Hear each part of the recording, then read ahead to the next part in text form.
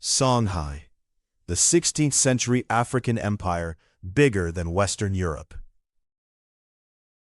What if the largest empire on Earth in 1500 wasn't in Europe, wasn't in Asia, but stretched across West Africa, bigger than the Holy Roman Empire, wealthier than most European kingdoms, and home to a university that rivaled Bologna? The empire is Songhai.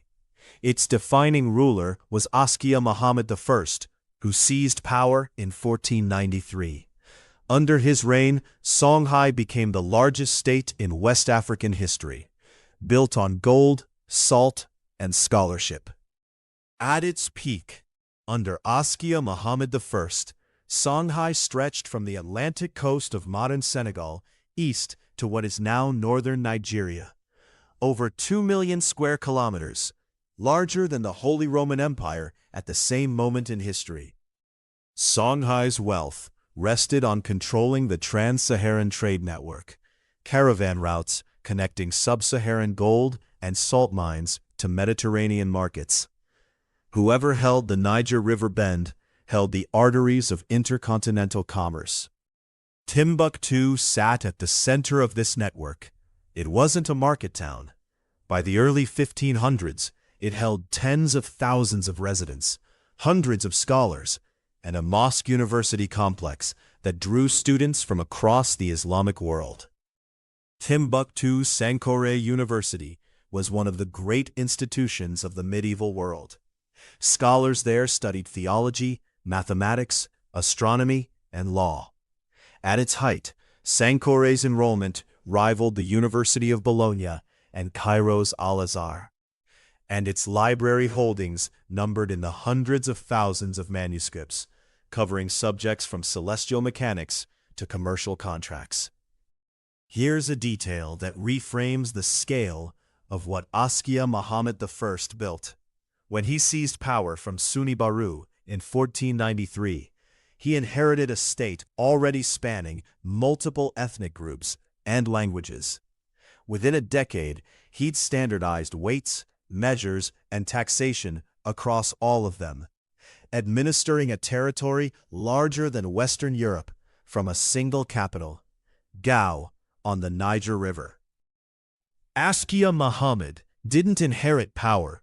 He took it in 1493 from Suni Baru, the son of his predecessor.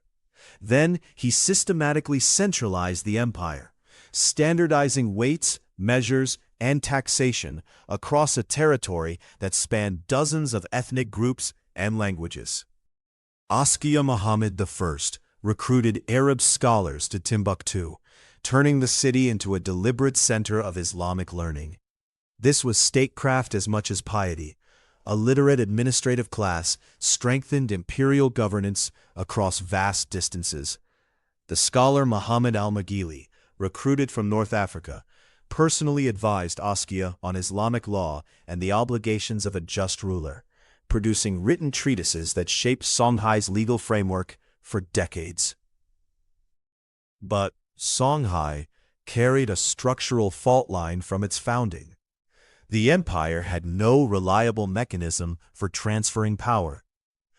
Between 1493 and 1591, the throne changed hands through coups and violence multiple times. Stability at the center was always provisional. By the 1580s, Songhai was fracturing. Askia Ishak II, who ruled at the moment of collapse, had come to power through violent succession. Provincial governors were asserting independence. The empire Askia Muhammad I had welded together was cracking from within. While Songhai fractured internally, a new threat was calculating its move from the north. Sultan Ahmad al-Mansur of Morocco had one ambition: seize direct control of the trans-Saharan gold trade, rather than tax it at arm's length through desert intermediaries. In 1591, Ahmad al-Mansur dispatched roughly 4,000 mercenaries south across the Sahara. Small by the standards of the era, but this force carried something Songhai's cavalry had never faced at scale: arquebuses, and small cannon. Crossing the Sahara with 4,000 soldiers, artillery, and supplies was itself a military feat. The journey from Morocco to the Niger Bend covers 1,500 kilometers of desert.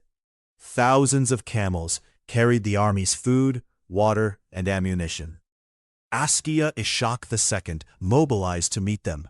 By most historical accounts, the Songhai army at the Battle of Tondibi numbered around 40,000, 10 times the size of the invading force. On paper, the outcome should have been no contest. Numbers didn't decide the Battle of Tondibi on March 12, 1591. Technology did. The Songhai cavalry charged. The Moroccan arquebusiers fired. The horses panicked. Within a single day, the largest empire in West Africa began to collapse. The arquebus wasn't merely a weapon. It was a psychological disruptor. Horses trained for conventional battle had no conditioning for the noise and smoke of massed gunfire. When the Moroccan line discharged, the Songhai cavalry didn't break from wounds alone. It broke because the horses did. But here's what the history books often skip. Songhai wasn't defeated solely by Moroccan firearms. Years of succession disputes, provincial fragmentation, and eroded central authority meant the army at Tondibi was already compromised before a single shot was fired. After Tondibi, the Moroccan force marched on Timbuktu and took the city. The invasion severed the trade networks that had sustained Timbuktu for centuries. Scholars fled. Manuscripts were seized. The economic engine powering West Africa's greatest intellectual center went dark. The damage to Timbuktu's intellectual life wasn't symbolic. The Moroccan occupation cut the city from its trans-Saharan trade revenues. Without that income, Sankoré University couldn't sustain its scholars. A century of accumulated knowledge infrastructure collapsed within a generation. Tondibi is one of history's clearest case studies in what happens when a military technology gap opens faster than an empire can adapt. 4,000 arquebusiers didn't defeat 40,000 soldiers through superior tactics. They defeated them through a physics problem the Songhai cavalry had no answer for. This pattern wasn't unique to West Africa. In the same century, Ottoman janissaries with firearms dismantled Mamluk cavalry in Egypt. Spanish conquistadors used arquebuses against Aztec warriors. Gunpowder was rewriting the rules of military power on every continent at once. Sankoré's story also punctures a persistent assumption that the great intellectual institutions of the medieval world were exclusively European or Middle Eastern.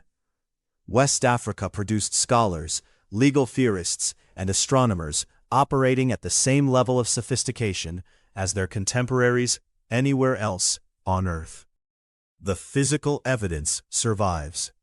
Between 700,000 and 1 million manuscripts from the Timbuktu scholarly tradition still exist across private collections and institutions in Mali, covering mathematics, medicine, astronomy, and Islamic jurisprudence.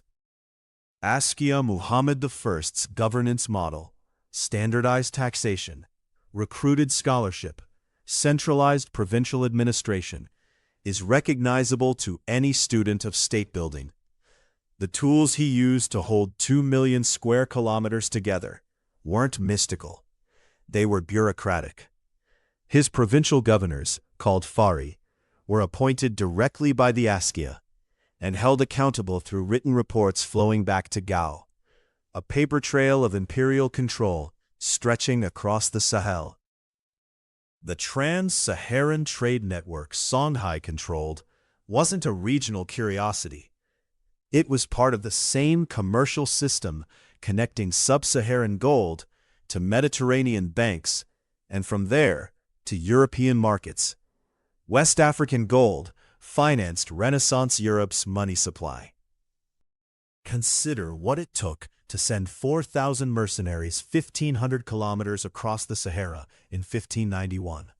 Ahmad al-Mansur didn't dispatch that army on speculation.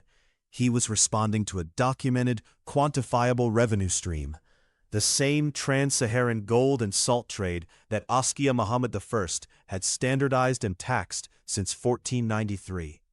The invasion wasn't a military adventure.